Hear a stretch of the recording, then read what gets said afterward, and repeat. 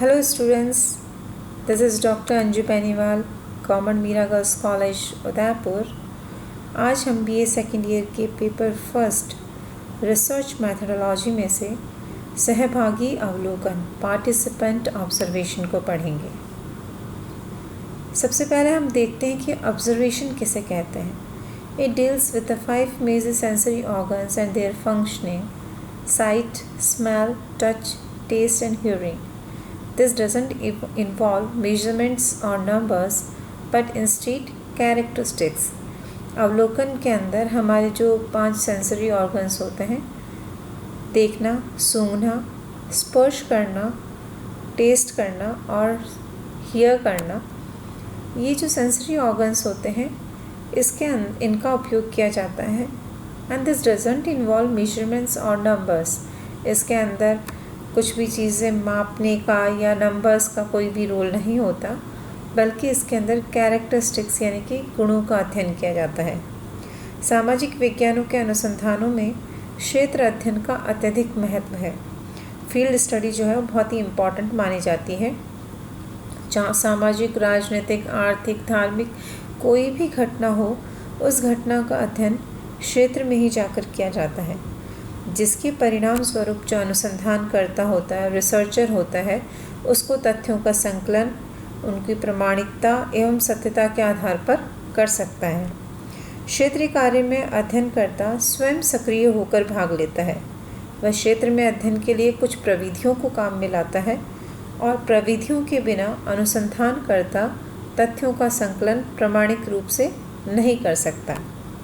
वह जिन प्रविधियों का क्षेत्र कार्य के लिए उपयोग करता है, उसमें से एक प्रविधि है, एक टेक्निक है ऑब्जर्वेशन, अवलोकन। क्योंकि अनुसंधानकर्ता अपने विषय से संबंधित तथ्यों को एकत्र करने के लिए फील्ड में जाता है और फील्ड में जाकर कुछ टेक्निक्स को काम में लेता है, जिससे कि वो तथ्य, सूचनाएं, जानकारी, आंकड़े एकत्र कर सके। और उन टेक्निक्स में से एक टेक्निक है ऑब्जर्वेशन। इस पिक्चर से बिल्कुल क्लियर हो रहा है, सूंघना, सुनना, बोलना, देखना। यहाँ पर देखना इज़ इम्पॉर्टेंट। ऑब्जर्वेशन में आँखों का सबसे अधिक महत्वपूर्ण स्थान होता है। आँखों का संबंध ब्रेन से बताया गया कि हम देखकर उसके आधार पर घटनाओं का अवलोकन करते हैं, उसके आधार पर घटनाओं को जानने और समझने का प्रयास करते हैं। तो अवलोकन का अर्थ होता है देखना या निरीक्षण करना। अवलोकन के बारे में हमने अपने पहले वीडियो जो था उसमें पढ़ लिया था और हमने देखा था कि अवलोकन 2 प्रकार का होता है। बेसिकली 3 प्रकार का होता है: सहभागी अवलोकन, असहभागी अवलोकन और अर्ध सहभागी अवलोकन। तो आज के इस वीडियो में हम सहभागी अवलोकन को पढ़ेंगे, पार्टिसिपेंट ऑब्जर्वेशन। सहभागी अवलोकन के अंतर्गत अध्ययनकर्ता स्वयं समूह के क्रियाकलापों में सक्रिय भागीदार बनता है, यानी खुद जो है उसका हिस्सा बनता है। जिस भी समूह के अंदर वो अध्ययन करने के लिए जाता है, उस समूह का खुद एक हिस्सा बनता है। वह समूह के साथ इतना घुल मिल जाता है कि मानो वह समूह का प्रारंभिक सदस्य हो। ऐसा लगता है जैसे कि वो समूह का ही हिस्सा रहा हो, उस समूह का ही एक सदस्य हो। इस घनिष्ठता के फलस्वरूप वह उसकी आदतों, व्यवहारों और रीति रिवाजों का अध्ययन वैषयिक रूप में कर सकता है। ऑब्जेक्टिव रूप से वो उसका स्टडी कर सकता है। इस प्रणाली का प्रयोग काफ़ी समय पहले से होता आ रहा है और इस शब्द का सर्वप्रथम प्रयोग लिंडमैन ने किया था 1924 में अपनी पुस्तक सोशल डिस्कवरी। ये आपको याद रखना है कि इस शब्द का सर्वप्रथम प्रयोग लिंडमैन ने 1924 में अपनी पुस्तक सोशल डिस्कवरी में किया था। लिंडमैन ने कहा था कि सहभागी निरीक्षण इस सिद्धांत पर आधारित है कि किसी भी घटना का निर्वचन शुद्ध उस स्थिति में हो सकता है जब वह बाहरी तथा आंतरिक दृष्टिकोण दोनों से निर्मित हो। इस प्रकार उस व्यक्ति का दृष्टिकोण जिसने घटना में भाग लिया है एवं जिसकी इच्छाएं और स्वार्थ जो किसी न किसी रूप में मौजूद थे, उस व्यक्ति के दृष्टिकोण से निश्चय ही भिन्न होगा जो सहभागी न होकर केवल दृष्टा या विवेचनकर्ता के रूप में रहा है। यानी उसका कहना था कि अगर कोई व्यक्ति समूह का हिस्सा बनकर उस समूह के सदस्यों के बारे में जानने का प्रयास करता है तो उसका दृष्टिकोण उस व्यक्ति से बिल्कुल अलग होगा जो कि उस समूह से दूर बैठकर उस समूह के बारे में जानने का प्रयास करता है। तो इसके अंदर ये देखा कि किसी भी वर्ग, समुदाय या संस्था का नज़दीक से अध्ययन और अवलोकन कर अध्ययन को और अधिक हम विश्वसनीय और उपयोगी बना सकते हैं। अनुसंधानकर्ता जब सक्रिय होकर गतिविधियों में भाग लेता है तो वह अपना सब आनंद और आराम भूल जाता है। जैसे कि जॉन हॉवर्ड ने तो जेल के कैदियों का अध्ययन करने के लिए स्वयं तक का बलिदान कर दिया था। लिपले तथा चार्ल्स बूथ सभी प्रकार के कष्ट पाकर ऐसे परिवारों के साथ रहे और उनकी वास्तविक स्थिति का पता लगाया। अगर वे स्वयं भाग नहीं लेते तो परिवारों की कई छिपी हुई वास्तविक स्थितियों का तो पता ही नहीं चलता, क्योंकि हम किसी भी समूह को जब बाहरी रूप से देखते हैं तो बहुत सारे जो सच हैं, बहुत सारे जो सत्य बातें हैं वो छिप जाती हैं, वो हमें पता ही नहीं चलती जब तक कि हम उसका हिस्सा नहीं बनते हैं। संस्कृति के किसी भी पक्ष जैसे कोई उत्सव हुआ, परंपराएं हुई, मनोरंजन आदि के अध्ययन के अंदर सहभागी निरीक्षण का अधिकांशतः प्रयोग किया जाता है। इस पद्धति द्वारा लोगों की प्रवृत्तियों और आंतरिक स्थिति को जानने का अवसर मिलता है। तो इसके अंदर हम दो डेफिनेशंस हैं। पहली पीवी यंग की डेफिनेशन है कि सहभागी निरीक्षणकर्ता अध्ययन किए जाने वाले समूह के बीच में रहता है अथवा अन्य प्रकार से उसके जीवन में भाग लेता है। यानी कि जो भी अनुसंधान करता होता है वो उस ग्रुप का हिस्सा बनता है और उस ग्रुप का हिस्सा बनकर उसके बारे में अधिक से अधिक जानने का प्रयास करता है। तो ये डेफिनेशन जो है वो बहुत ही सटीक डेफिनेशन है कि वो समूह के बीच में रहता है या किसी भी प्रकार से उनके जीवन का हिस्सा बनता है। गुडेहार्ट ने अपनी डेफिनेशन में बताया था कि इस कार्य प्रणाली का प्रयोग उस समय किया जाता है जबकि अनुसंधानकर्ता अपने को समूह के सदस्य के रूप में स्वीकृत हो जाने के योग्य बना लेता है। यानी ये बहुत ज़रूरी है कि रिसर्चर जिस भी ग्रुप की स्टडी करने गया है फील्ड के अंदर, उस ग्रुप के लोगों के द्वारा उसको स्वीकार किया जाए। जब उस समूह के लोग उसके स्वीकार कर लेते हैं उसके बाद वे अपने बारे में अधिक से अधिक जानकारी प्रदान करते हैं। तो हम इन परिभाषाओं के आधार पर इस निष्कर्ष पर पहुंचते हैं कि सहभागी निरीक्षण के अंदर अनुसंधानकर्ता समूह का अंग बनकर रहता है, जिससे वह जीवन के प्रत्येक अंग की गहराई से छानबीन कर सके। वह तटस्थ होकर उसके विविध पक्षों का अध्ययन कर सकता है, लेकिन इसमें ये सावधानी रखनी पड़ती है कि वह जिन पक्षों का अवलोकन करता है उसे अनुसंधान की सामग्री के अनुरूप होना चाहिए। यानी जिन भी एस्पेक्ट्स की वो स्टडी कर रहा है, जिनको ऑब्ज़र्व कर रहा है, वो उसके विषय से संबंधित होने चाहिए। जिन उद्देश्यों को ध्यान में रखकर वो रिसर्च कर रहा है उन उद्देश्यों के अनुरूप होने चाहिए। उसे इस बात का भी ध्यान रखना चाहिए कि वह एक रिसर्चर है, वह एक अनुसंधान करता है। वह समूह में कहीं ऐसा घुल मिल ना जाए कि उसे अपने कार्य की सुध-बुध ही न रहे, वो भूल जाए कि वो किस मोटिव को लेकर उस ग्रुप के अंदर आया है और केवल कार्यकलापों का ही निरीक्षण करता रहे और अपने उद्देश्यों को भूल जाए। तो ऐसा नहीं होना चाहिए। अतः ये स्पष्ट होना चाहिए कि वे समूह का सक्रिय सदस्य रहकर अपना ध्यान अपने अनुसंधान पर रखें। और जहाँ तक अनुसंधानकर्ता के समूह में भाग लेने का प्रश्न है तो इस संबंध में ये बात बहुत ध्यान रखने की है कि अनुसंधानकर्ता जो है वो अपना जो आइडेंटिटी है उसको छुपाकर ज़्यादा से ज़्यादा समूह के सदस्य जो हैं उनका विश्वास पात्र बने, ज़्यादा से ज़्यादा उनका विश्वास जो है उसको अर्जित करे। उसे अपना परिचय तथा मूल उद्देश्य जो है वो समूह के समक्ष स्पष्ट नहीं करने चाहिए कि वो है क्यों आया है, उसके उद्देश्य क्या है। उसे चतुराई से काम में लेना चाहिए और समूह के सदस्य उसे अपना ही व्यक्ति माने। ये बहुत ज़रूरी है कि उनका विश्वास वो अर्जित करे। इसके साथ साथ कई बातों कई बातों को भी वो छिपाता है, अनुसंधान करता है। कभी कभी विचित्र वेशभूषा धारण करके अध्ययन करता है, जैसे फ़कीर बन गया, धार्मिक प्रचारक बन गया, साधु बन गया, संत बन गया, व्यापार डॉक्टर बन गया। इस प्रकार से अपने रूप परिवर्तित करके भी वह अध्ययन करता है। अपने गुप्त रूप के अंदर भी वास्तविक रूप को छिपा देता है और कृत्रिम रूप धारण करके सदस्यों के साथ घनिष्ठ संपर्क स्थापित करके उनसे अधिक से अधिक जानकारी प्राप्त करता है।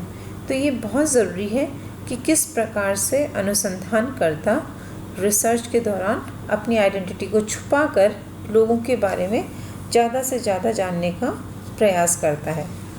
अब हम बात करते हैं सहभागी निरीक्षण के गुणों की, मेरिट्स ऑफ पार्टिसिपेंट ऑब्जर्वेशन, कि सहभागी अवलोकन या सहभागी निरीक्षण के गुण क्या होते हैं, उसके मेरिट्स क्या हैं। सबसे पहला मेरिट है सूक्ष्म अध्ययन, माइन्यूट स्टडी, क्योंकि हमने बताया इसके अंदर कि जो रिसर्चर होता है वो किसी समूह के अंदर जाता है, फील्ड में जाता है, समूह के लोगों के बीच में रहता है और फिर उनकी स्टडी करता है, अवलोकन के द्वारा अधिक से अधिक जानकारी प्राप्त करने का प्रयास करता है।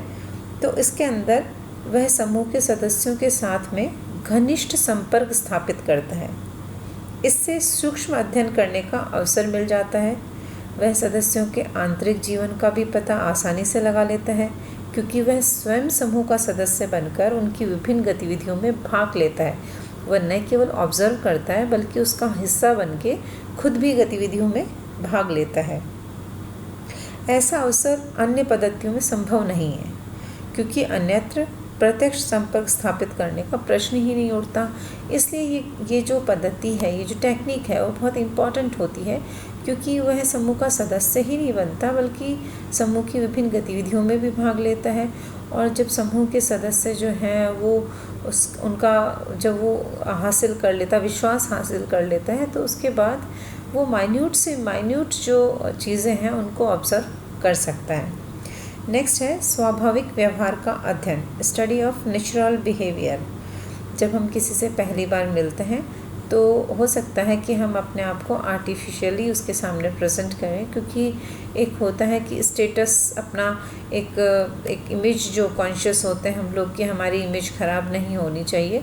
लेकिन जब हम किसी समूह के अंदर जाकर काफ़ी लंबे टाइम तक उन लोगों के बीच में रहते हैं तो इतने लंबे टाइम तक वो लोग आर्टिफिशियल बिहेवियर मेंटेन नहीं कर सकते हैं, ये थोड़ा सा मुश्किल होता है। तो इस पद्धति के अंतर्गत समूह के सदस्यों के स्वाभाविक व्यवहार के अध्ययन में सहायता मिलती है, क्योंकि जो रिसर्चर होता है वो समूह में इतना घुल मिल जाता है कि समूह के सदस्यों को ये महसूस ही नहीं होता कि उनके मध्य कोई अजनबी व्यक्ति है या कोई बाहरी व्यक्ति आ गया है। अतः उनके व्यवहारों में, आदतों में जो कृत्रिमता है, जो आर्टिफिशियल है, वो नेचर जो है वो नहीं आ पाता।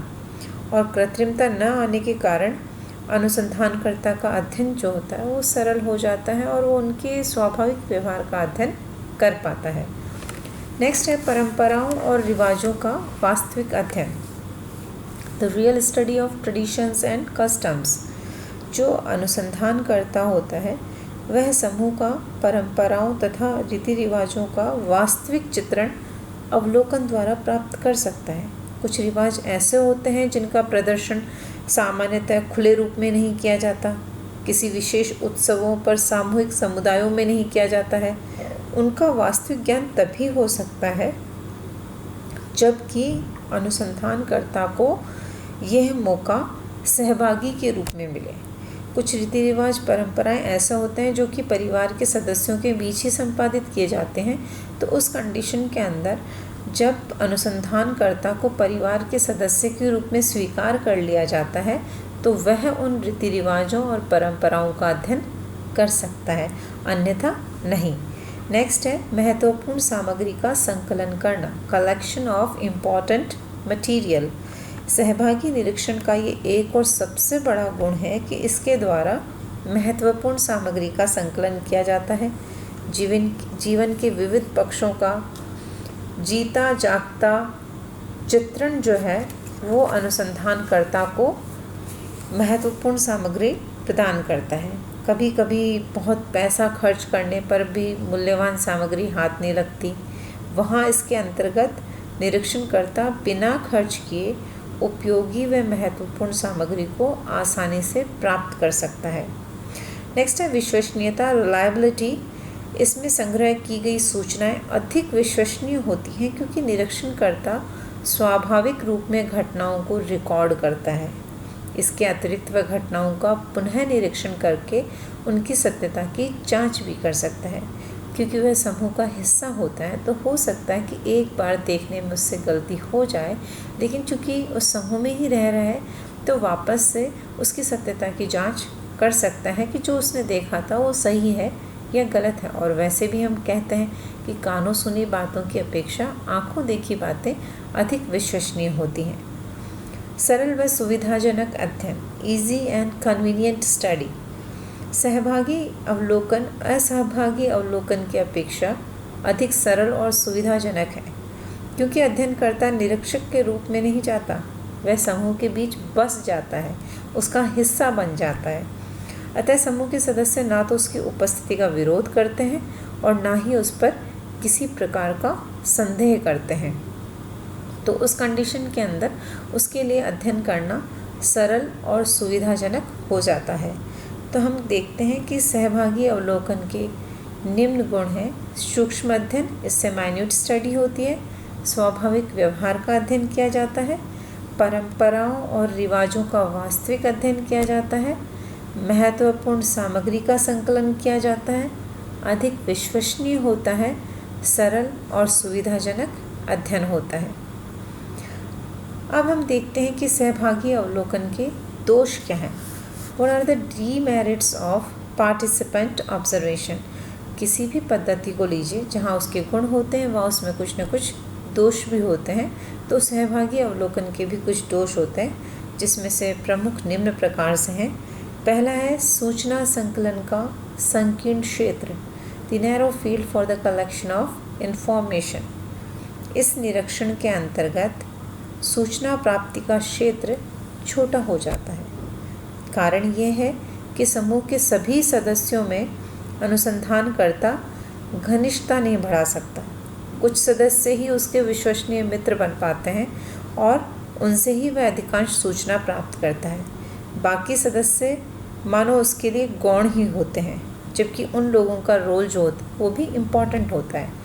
जैसे कि जब आप क्लास में पहली बार जाते हैं तो बहुत सारे बच्चे होते हैं, लेकिन आप कुछ बच्चों से ही इंटरेक्शन करते हैं, कुछ बच्चों को ही आप अपना दोस्त बनाते हैं, लेकिन क्लास के बाकी जो बच्चे होते हैं वो भी इम्पॉर्टेंट होते हैं। ठीक उसी प्रकार से जब रिसर्चर फील्ड में जाता है, उस समूह के अंदर रहता है, उस समूह के लोगों से बातचीत करता है, तो समूह का हर व्यक्ति इम्पॉर्टेंट होता है, लेकिन वह कुछ लोगों के साथ में ही घनिष्ठ संबंध स्थापित कर पाता है, कुछ लोगों से ही सूचना एकत्र करता है, जबकि समूह के सारे सदस्य इम्पॉर्टेंट होते हैं। तो उस कंडीशन के अंदर जो सूचना संकलन का क्षेत्र होता है वो संकीर्ण हो जाता है।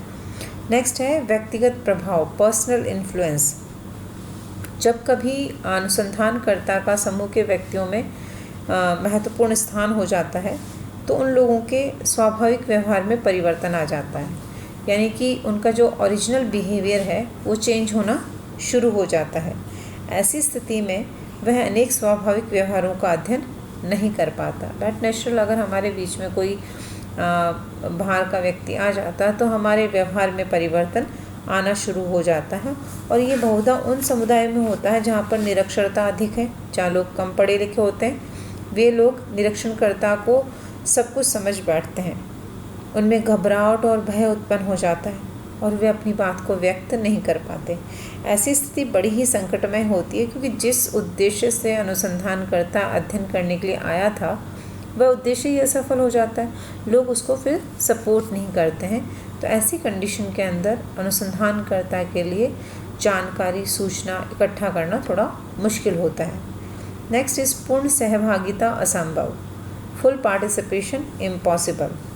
व्यवहारिक रूप में संभव भी नहीं है कि एक निरीक्षणकर्ता पूर्ण सहभागी बनकर घटनाओं का अवलोकन करे। यदि कोई ऐसा तर्क देता है कि वह समस्त घटनाओं का अवलोकन सुगमतापूर्वक कर सकता है तो ये तर्क मिथ्या है, गलत है। रेडिन के अनुसार वास्तविक रूप से भाग लेने का तो प्रश्न ही नहीं उठता और रोमांचकारी तरीके से भाग लेना स्थिति को पूर्णतः कठिन बना देता है। किसी भी जनजाति के अध्ययनकर्ता के लिए यह कल्पना करना कि आदिवासियों में जाकर स्वयं भी आदिवासी बन जाए तो उससे कुछ भी प्राप्त किया जा सकता है, ये बहुत बड़ी भूल है।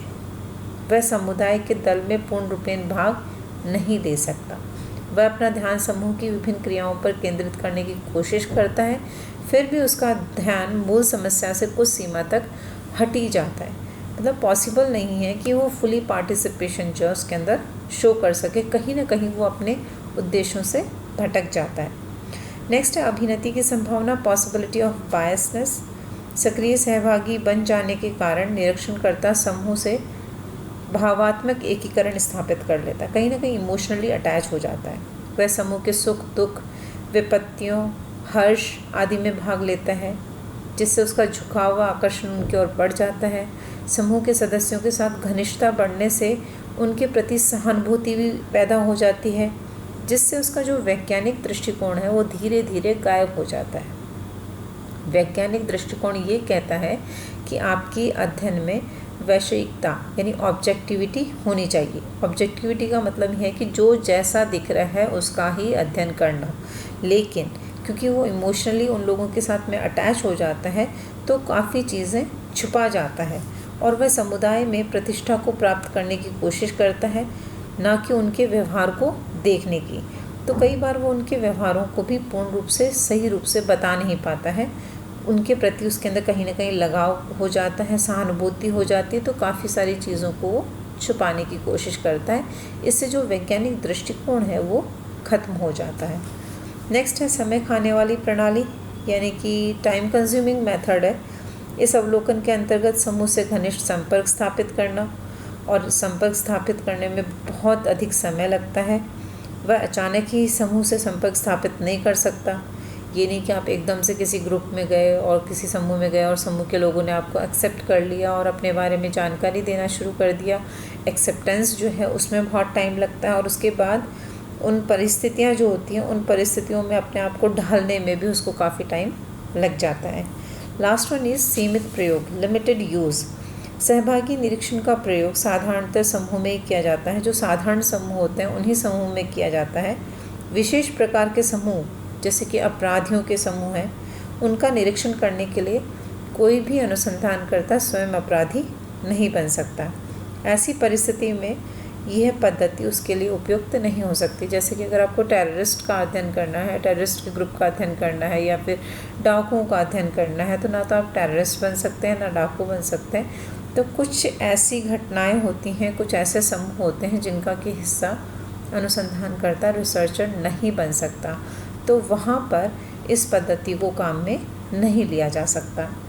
तो हमने देखा कि सहभागी अवलोकन के जो दोष हैं उसके अंदर सोचना संकलन का संकीर्ण क्षेत्र, व्यक्तिगत प्रभाव, पूर्ण सहभागिता असंभव, अभिनति की संभावना, समय खाने वाली प्रणाली, सीमित प्रयोग, ये इसके कुछ डीमेरिट्स हैं और ये बहुत अधिक खर्चीली भी होती है, क्योंकि सहभागी निरीक्षण पद्धति इस अर्थ में खर्चीली है कि अनुसंधानकर्ता को तथ्यों की प्रामाणिकता सिद्ध करने के लिए बार बार घटना स्थल पर जाकर निरीक्षण करना पड़ता है, जिससे उसके खर्चे बढ़ जाते हैं। साधारणतः अनुसंधानकर्ता के लिए आर्थिक दृष्टि से ही संभव नहीं है कि वह बार बार उस जगह पर जाए और अध्ययन करे। तो इन सब सीमाओं या दोष के बाद भी हम कह सकते हैं कि सहभागी निरीक्षण जो है वो अधिक विश्वसनीय, अधिक महत्वपूर्ण और अधिक वैश्विक मानी जाती है।